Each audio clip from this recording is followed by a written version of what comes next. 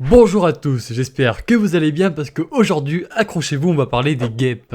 Ce n'était pas le commentaire le plus liké qui a gagné parce que son animal était pas vraiment de saison. Du coup, n'hésite pas à me dire quel être vivant aimerais-tu que je parle dans la prochaine vidéo et en rapport avec la saison si possible. Et je tiens à remercier tous ceux qui m'ont donné des conseils et normalement cette vidéo sera meilleure. Mais à vous de me dire tout ça en commentaire, allez, on commence direct.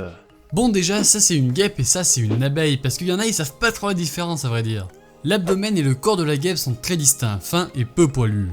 Les abeilles, à l'inverse, sont plus compactes et poilues. Puis ça se voit pas mais une guêpe ça peut piquer plein de fois alors qu'une abeille ça te pique une seule fois et après ça meurt. De toute façon c'est toujours les meilleurs qui partent en premier malheureusement. L'abeille se nourrit de nectar, alors que la guêpe se nourrit de sucre, de fruits en décomposition et parfois de miel provenant des ruches. Pour nourrir les larves, la grande majorité des espèces de guêpes doivent chasser d'autres insectes qu'elles coupent en petits morceaux. Certaines pondent directement sur le corps de la proie, puis stockées ensuite dans leur nid. Après avoir mastiqué ces morceaux de viande, elles les servent à leurs larves. Les guêpes ne produisent pas de miel à l'exception des guêpes mellifères. Les guêpes sont des insectes, il en existe plus de 200 000 espèces différentes, donc imaginez-vous le nombre de guêpes total, cela doit être énorme. Les guêpes, comme beaucoup d'autres insectes, lâchent un venin quand elles te piquent. Celui-ci est thermolabile, ce qui veut dire que le venin se désactive quand il est exposé à une source de chaleur. Donc si tu te fais piquer par une guêpe ou une abeille, tu peux toujours allumer une cigarette, allumer un briquet ou allumer une allumette. Après il faudra la placer suffisamment près de la piqûre pour ressentir de la chaleur mais sans te brûler. Ainsi la douleur devrait disparaître peu de temps après. On peut classer les différentes espèces de guêpes en deux catégories, les guêpes solitaires et les guêpes sociales. Les guêpes solitaires vivent et travaillent seules. La plupart ne construisent pas de nid, ce sont souvent des guêpes parasitaires qui pondent leurs œufs dans d'autres insectes. Et par la suite, elles se développent au détriment de celui-ci. Les guêpes sociales, tant qu'à elles, vivent en colonie. Toutes construisent un nid plus ou moins élaboré pouvant contenir en fin de saison plusieurs milliers d'individus. La colonie est une organisation de type reine ouvrière. Je vais pas rentrer plus dans le sujet de la guêpe parce que je pense avoir fait le tour, mais si vous avez quelque chose à rajouter, dites-le moi en commentaire. Maintenant on va parler du truc le plus intéressant, pourquoi les guêpes existent-elles?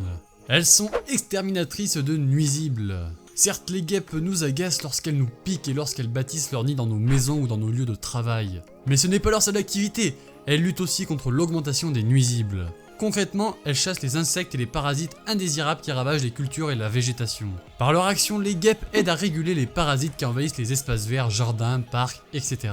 Pour contribuer à la lutte contre les pucerons dans les espaces agricoles, on a recours à des guêpes. Certaines espèces de guêpes vont jusqu'à parasiter directement des araignées ou encore des chenilles. Elles les utilisent pour y pondre leurs œufs. Une fois ces œufs éclos, les larves se développent à l'intérieur de leur hôte et s'en nourrissent.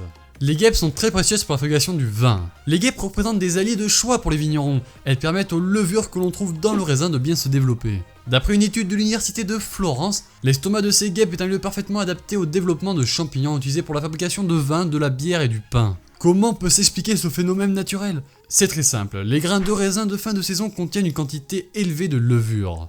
Pour les guêpes, ces raisins représentent une source d'alimentation très appréciée. Les levures absorbées vont rester dans leur estomac tout l'hiver. Après la reproduction, ces levures se retrouvent alors dans le patrimoine génétique de leur descendance. Les guêpes les transmettent ainsi lorsqu'elles régurgitent la nourriture qui va nourrir leurs petits. Et cette nouvelle génération d'insectes injectera ensuite ces levures au raisin de la récolte suivante. Elles permettent donc de nous fabriquer du bon vin grâce à cette levure.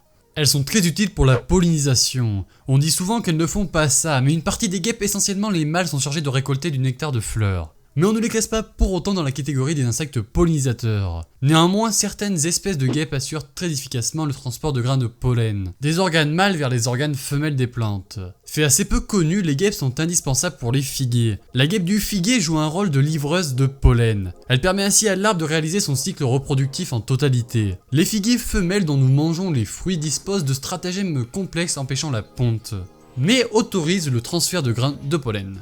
Donc sans les guêpes, plus de figues. Et petite anecdote plus étonnant, lors de leur croissance, les larves sécrètent un sirop sucré que boivent les guêpes adultes.